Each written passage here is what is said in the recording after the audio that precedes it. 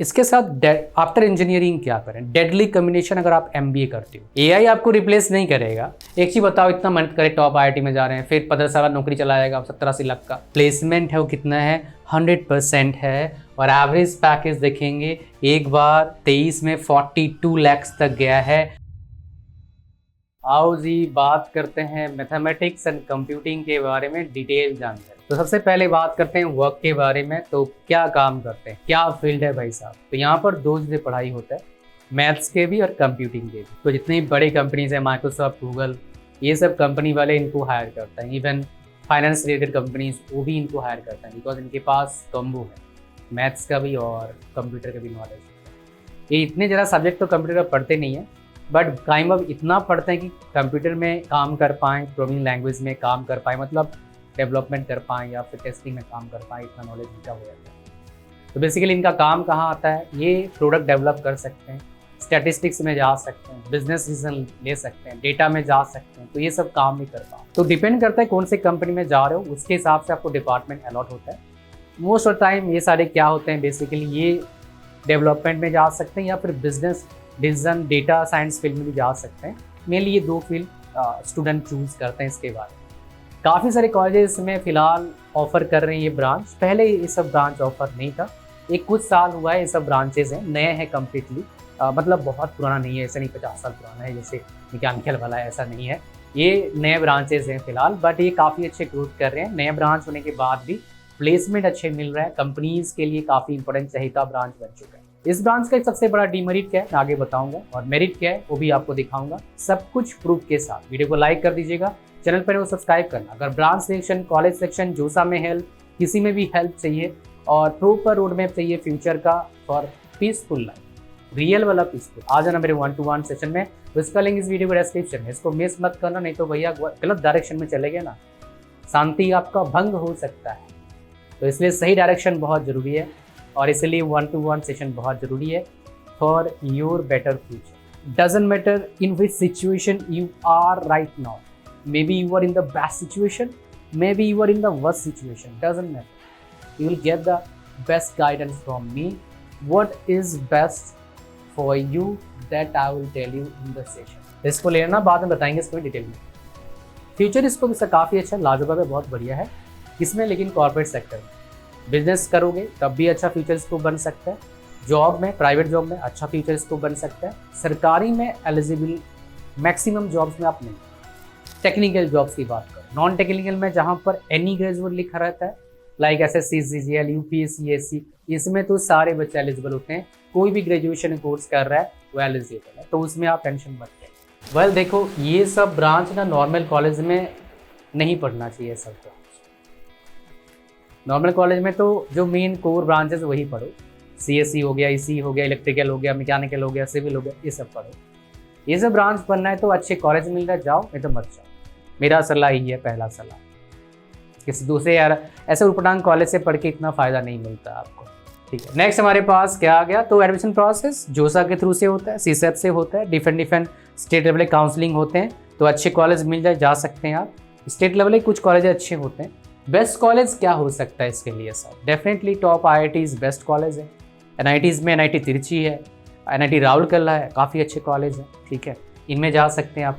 Next हमारे पास सवाल आता है, सर मान लीजिए मेरे को मिल रहा है NIT कुरुक्षेत्र CSC, और NIT वारंगल मिल रहा है मेरे को, NIT तिरची मिल रहा है MNC, तो किस में जाऊँ सर। इट डिपेंड्स आपको आगे क्या चाहिए। अगर आपका सपना है बिजनेस करना, प्राइवेट जॉब में जाना, जो CSC के बाद भी होता है, तो NIT तिरची का MNC लेना चाहिए as compare to NIT Kurukshetra का CSC या फिर NIT हमीरपुर का CSC। सो ये जो सिलेक्शन है काफ़ी ट्रिकी है, आसान नहीं है, बड़ा टफ होता है। वेल ये सब जगह पर भी एलिजिबल नहीं होगा कि मैं MNC लूँ या CSC लूँ। कुछ जगह पर बोलूँगा CSC ले लो, वो आपकी कंडीशन के हिसाब से हमको बताते हैं, जैसे एवरेज में बता दिया आपको। नेक्स्ट हमारे पास क्या आता है, जॉब अपॉर्चुनिटीज़। क्या प्राइवेट सेक्टर जॉब्स है, ऑफ कोर्स जॉब्स है।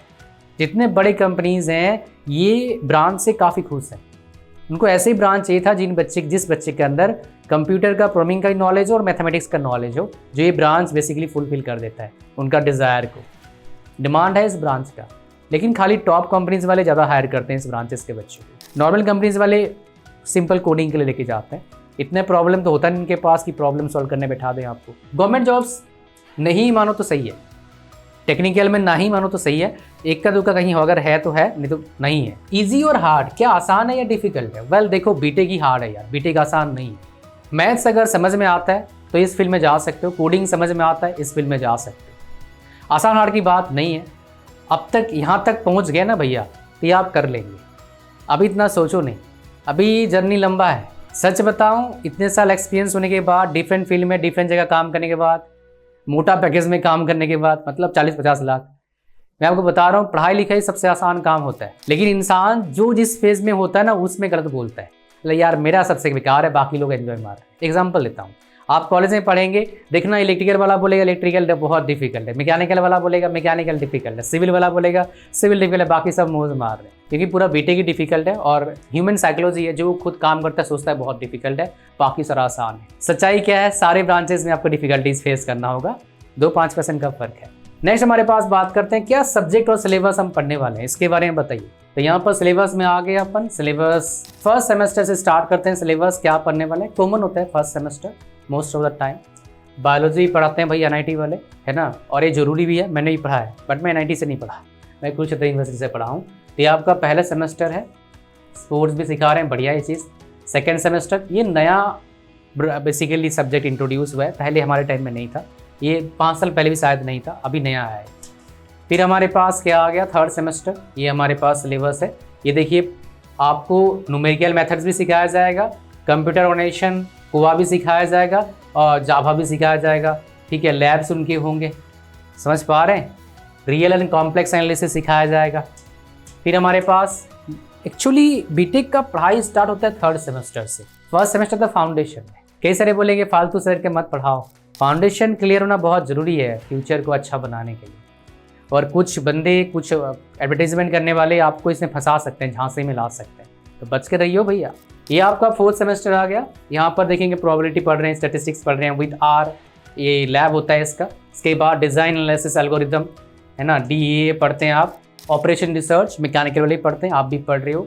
मैथमेटिक्स और मशीन लर्निंग काफ़ी बड़े, कंप्यूटर नेटवर्क से पढ़ेंगे आप। फिर हमारे पास डीप लर्निंग, ये सब पढ़ोगे आप। सिलेबस बड़ा ही अमेजिंग है, ये 7 में पढ़ोगे और 8 में पढ़ोगे। तो मैं दिखा देता हूँ आपका प्रोफेशनल एक्टिव, ये आपके पास है graph theory, computational number theory काफ़ी अच्छा है। 2-3 में ये पढ़ेंगे, इनमें से उठाया जाएगा आपका finite element methods, FEM, mechanical वाले पढ़ते हैं। बीटेक में भी कुछ जगह पर होता है, एमटेक में तो होता ही है, डिज़ाइन में जो जाते हैं कैट कैम से पढ़ते हैं। फिर 4th 5th में हमारे पास हो गया, 6 7 8 में ये आ गया अपने पास। ये आपका सिलेबस है, फजी मैथमेटिक्स, मज़ा आ जाएगा आपको। सब्जेक्ट मैंने आपको दिखा दिया है ना। सिलेबस हमें देखना पड़ेगा, सिलेबस कैसा होता है एक देखना बहुत ज़रूरी है। तो कोई सा भी एक सिलेबस उठा लेता हूँ मैं, खुल जा सिम। ये सिलेबस है मेनली, ये आप पढ़ाई करेंगे यहाँ से लेके यहाँ तक। Fundamental of computers and programming से लेके डेटा स्ट्रक्चर तक पढ़ाई करेंगे, ये पूरे पार्ट पढ़ेंगे आप। और ये डेटा स्ट्रक्चर C++ में सिखाया जा रहा है मेरे हिसाब से, यस, C++ में सिखाया जा रहा है। हर प्रोग्रामिंग लैंग्वेज का डेटा स्ट्रक्चर अलग होता है, जावा का अलग है, C++, लेकिन एक अगर सीख लेते हो तो दूसरा सीखने में आसानी हो जाता है, ठीक है। ओके, सिलेबस में कैसा होता है मैंने आपको दिखा दिया है। आप चलते हैं जी, हमारा नेक्स्ट हमारे पास क्या है, नेक्स्ट हमारे पास है सर प्लेसमेंट बताओ। Tier 3 Tier 4 से पढ़ो ही मत, मैंने बता दिया आपको, मेरा सलाह है, पर्सनल व्यूज़ है, आपको लेना है लो, है तो जाने दो। लेकिन Tier 1 Tier 2 में कितना प्लेसमेंट होता है, लाइक IIT NIT में कितना प्लेसमेंट होता है वो दिखाया था आपको मैं। सो चलते हैं, हमारा मेरा चहेता कॉलेज है, काफ़ी अच्छा कॉलेज है। एक बच्चा इस बार भी एडमिशन लेगा शायद इसी कॉलेज में, मोस्ट प्रोबेबली, बिकॉज उसको पसंद आ गया कॉलेज, वो है IIT गुवाहाटी। यहाँ पर हम बात करेंगे mathematics and computing. Percentage of placement कितना, 87, प्रीटी डिसेंट, है ना। इससे पहले कंप्यूटर साइंस है, इसके आगे और कोई नहीं है। 87% प्लेसमेंट है, 76 बच्चे थे, 66 का प्लेसमेंट लगा है। और एवरेज पैकेज कितना लगा है देखते हैं यहाँ पर। हाँ, ये रहा एवरेज पैकेज, कहाँ गया भैया, MNC 35 lakhs, CSC का 40 lakh, second highest average package जाता है एक्चुअली इस ब्रांच में। लेकिन आप बोलोगे सर नॉर्मल कॉलेज से पढ़ने माना क्यों किया, बिकॉज नॉर्मल कॉलेज CSC मिल जाता ना बचुआ, तो CSC पढ़ लो, क्यों MNC पढ़ना है, ठीक है। अच्छा, CSC में कुछ तो गवर्नमेंट जॉब निकलेंगे, उसमें MNC एलिजिबल करेगा नहीं करेगा हमारे को पता नहीं है, अब चलते हैं किसी एनआईटी में, देखते हैं जहाँ पर प्लेसमेंट कितना होता है। बहुत सारे एनआईटीज दिखाया हूँ मैं, आज एक नया एनआईटी दिखाता हूँ आपको मैं। और वीडियो को लाइक कर देना, इतना एफर्ट डाल रहा हूँ, इतना बढ़िया क्वालिटी कंटेंट आप तक पहुँचाता हूँ। और चैनल पर नए हो सब्सक्राइब जरूर करना भैया, बहुत जरूरी है सब्सक्राइब करना चैनल को। और कौन से ब्रांच का नेक्स्ट वीडियो चाहते हो नीचे कमेंट करना, I will definitely try to create a video on this. ठीक है, पहले बात कर लेते हैं यहाँ पर 1-to-1 सन के बारे में। तो मेरे दोस्त, अगर आपको ज़िंदगी में सही रास्ता चाहिए और सक्सेस चाहिए तो सही रास्ता पाना बहुत ज़रूरी है। और सही रास्ता चाहिए तो मेरे पास आओ, मेरे 1-to-1 सेशन में। इसका लिंक है इस वीडियो के डिस्क्रिप्शन में। लिंक पर जैसे क्लिक करते हो आते हो इस पेज पर। मेरे पास ही क्यों आओगे?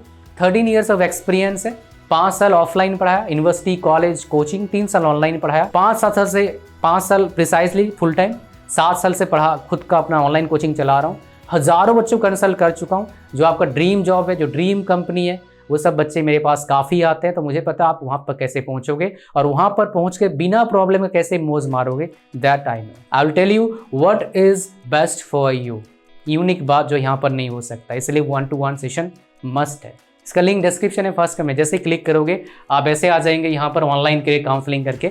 सो स्क्रॉल डाउन करना, ऐड टू कार्ट पर क्लिक करना, चेकआउट पर क्लिक करना, पूरा फॉर्म भरना, ओके करना, इसको क्रिएट अकाउंट पर क्लिक करना, पेमेंट करना, आगे बढ़ना, फिर पेमेंट करना, गूगल पे, फोन पे, ये सब कर सकते हैं। मेरा व्हाट्सएप नंबर को मिल जाएगा, नंबर को सेव कर लेना आप। आपको भेजना डिटेल्स, फिर आपको डेट और टाइम मिलेगा 1-to-1 सेशन का। और जो बंदे का पेमेंट हो नहीं पा रहा है, एरर आ रहा है, आप इसमें मैसेज करना सर पेमेंट हो नहीं पा रहा है। व्हाट्सएप नंबर सेव करना, मतलब नंबर को सेव करना फोन पर, फिर व्हाट्सएप मैसेज भेजना और बोलना से पेमेंट हो नहीं पा रहा है सर, ऑल्टरनेट मेथड बताओ। आपको ऑल्टरनेट मेथड आपको बताएंगे। आगे बढ़ते हैं, हमारे पास क्या आता है। इसके साथ मैं अभी आपको ये सारे 2500 वर्थ के 11 कोर्सेज फ्री में दे रहा हूँ। हाई क्वालिटी प्रोफेशनल कोर्सेज, जिनमें से एक कोर्स है इंग्लिश स्पीकिंग कोर्स। यहाँ पर मैं सिखाता हूँ कैसे अंग्रेजी बोलोगे, कैसे आप टॉप करेंगे कॉलेज में। तो कोई बच्चा बोलेगा तूने किया कभी? करा है भाई, 6 बार ब्रांच टॉप लगातार 8 नंबर में से, कॉलेज टॉप भी किया। सेकंड टॉपर के जो मार्क्स आई थी ना, वो लाई थी मेरे से 50 नंबर कम, यूनिवर्सिटी रैंक लाया। और क्या चाहिए बता? ये सब चीज़ यहाँ बता रखा है। और खाली मैं नहीं कर रहा, मेरे काफ़ी बच्चों ने, बहुत सारे बच्चों का marks after going through the course 15% तक, 20% तक बढ़ा है। और जिनके बढ़े हैं वो दोबारा आते हैं मेरे 1-to-1 सेशन में, बिकॉज रिजल्ट मिलता है भाई। तो ये आपको चाहिए। सेपरेटली कोई बाय करता है खाली इंग्लिश को ना, इंग्लिश कोर्स को हमारे वेबसाइट पर 500 का आता है। आ जाओ दिखाता हूँ। आप दिस हियर यू, कितने हैं? 500 का। सो इसलिए ऐसे बोल रहा हूँ। अब देखो मैं आपको दिखाता हूँ और एक बात, एनआईटी हमीरपुर का प्लेसमेंट देखते हैं। सो यहाँ पर देखोगे एमएनसी ब्रांच 44 बच्चे थे, एलिजिबल बच्चे थे, 30 बच्चों का जॉब लगा है प्लेस्ड। और यहाँ पर हाईएस्ट पैकेज कितना था आपका? 27 lakhs हाईएस्ट पैकेज था। एवरेज पैकेज इन्होंने बताया नहीं है, बट ये बेसिकली डेटा है आपका एनआईटी का जो मैंने आपको दिखाया। ठीक है, आईआईटी हैदराबाद का मैथमेटिक्स एंड कंप्यूटिंग का जो प्लेसमेंट है उसको जानते हैं, बहुत इंपॉर्टेंट है आप सभी लोगों के लिए। एक ऐसा कॉलेज देखा मैंने जो पिछले 4 साल, 24 का नहीं है, 25, 4 साल में क्या आपका प्लेसमेंट है वो कितना है?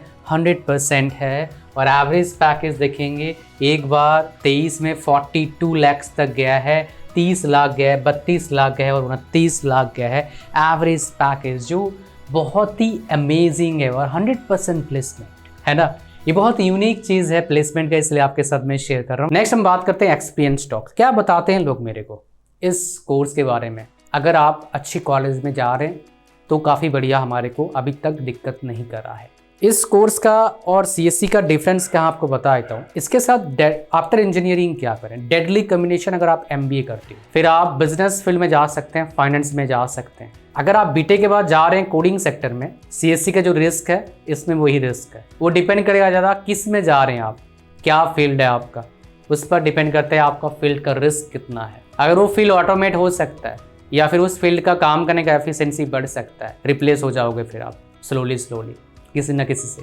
एआई आपको रिप्लेस नहीं करेगा, एआई जिसको आता है यूज करना टूल्स, वो आपको रिप्लेस करेगा। कई सारे लोग मेरे पास जो आए हैं, बच्चे आए, पेरेंट्स आए हैं, उनका यही कहना है जो कंपनीज में काम कर रहे हैं, सर हमारा 30% 40% एफिशिएंसी बढ़ गया है। दैट मीन्स 30-40% लोगों का रिक्वायरमेंट अभी नहीं है। रीज़न क्या है? उनको भी लगता है एआई की वजह से, बच्चों ज़्यादा होने की वजह, बच्चे ज़्यादा जा रहे हैं, इसकी वजह से इनसिक्योरिटी रहेगा, सिक्योर नहीं रहेगा जॉब आपका, कभी भी जा सकता है जॉब, ऐसे कंडीशन होगा। तभी वो मेरे पास आते हैं, बोलते हैं एंट्री लेवल का जॉब्स बहुत प्रॉब्लम करेगा, क्रिएट करेगा। पहले प्रॉब्लम था 2015, 16, 20 प्रॉब्लम था, 20 में तो नहीं, 18 19 तक थोड़ा प्रॉब्लम था। अभी ज़्यादा प्रॉब्लम है बच्चों के साथ। So if you are not getting good college my dear, do not go for this, do not go for CSC।